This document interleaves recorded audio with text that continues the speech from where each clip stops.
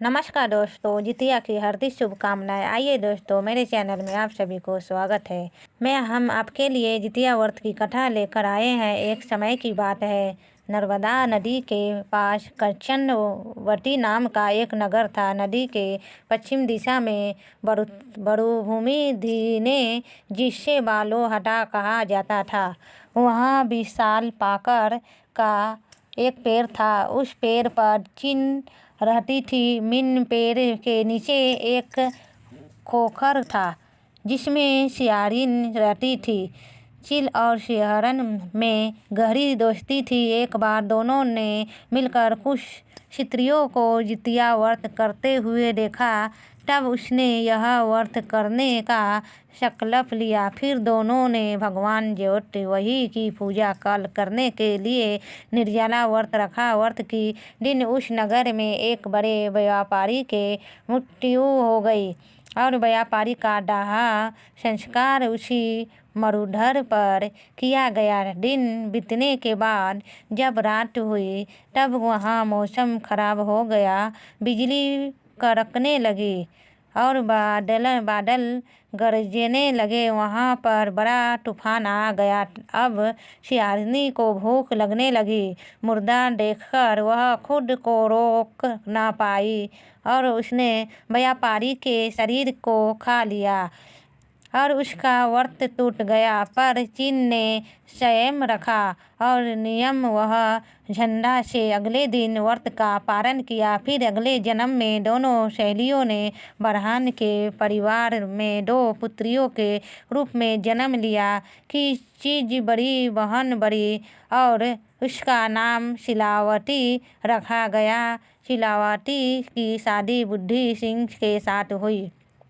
सियासरन छोटी बहन के रूप में जरनी और उसका नाम कपूर आवती रखा गया। उसकी शादी नगर को राजा मलाई के दूसरे हुई। आप कपूर आवती कंचनवटी नगर की रानी बन गई।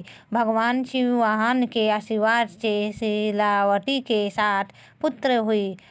पर कपूरवावती के सभी बच्चे जन्म लेते ही मर जाते थे। कुछ समय बाद शिलावती के साथ वो पुत्र बड़े हो गई। वह सभी राजा के दरबार में काम करने लगे। कपूरवावती के मन में उन्हें देखकर ईर्ष्या की भावना आ गई और उसने राजा के कहकर शिलावती की वजह सभी पुत्रों के सर कटवा दी और उन्हें 7 नए बर्तन मंगवाकर उनमें रख दिया और लाल कपड़े से ढककर शिलावती के पास भिजवा दिया। वह देखकर भगवान जी वटवाहन ने मिट्टी से 7 भाइयों के सिर बनाए और सभी के सिर को उनके धड़ से जोड़कर उन पर अमृत छिड़क दिया, जिससे सभी में जान आ गई और शिलावती के साथ वो पुत्र जिंदा हो गए और अपनी घर लौट आए। जो कटे हुए सिर्फ रानी ने भेजे थे, वह फल बन गए। दूसरी और रानी कपूरवावती शिलावती के घर से पुत्र की मृत्यु का समाचार सुनने के लिए व्याकुल थी। जब बहुत देर तक कोई समाचार नहीं आया, तो कपूरवावती स्वयं यह बड़ी बहनें के घर चली गई। वहाँ सब को जिंदा और खुश देखकर वह बेहोश हो गई। जब उसे होश आया, तो अपनी बहनों को उसने सारी बात बता दी। उसे अपनी गलती का पछतावा हो रहा था।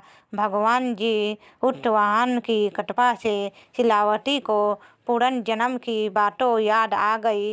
वह कपूरवावती को लेकर उसे पाकर के पेड़ के पास गई और उसे सारी बात बताई। यह सुनकर कपूरवावती उसी समय मृत्यु को प्राप्त हुई। जब राजा को यह खबर मिली तो उसने उसी जगह पर पाकर के पेड़ के नीचे कपूरावती का दाह संस्कार कर दिया है।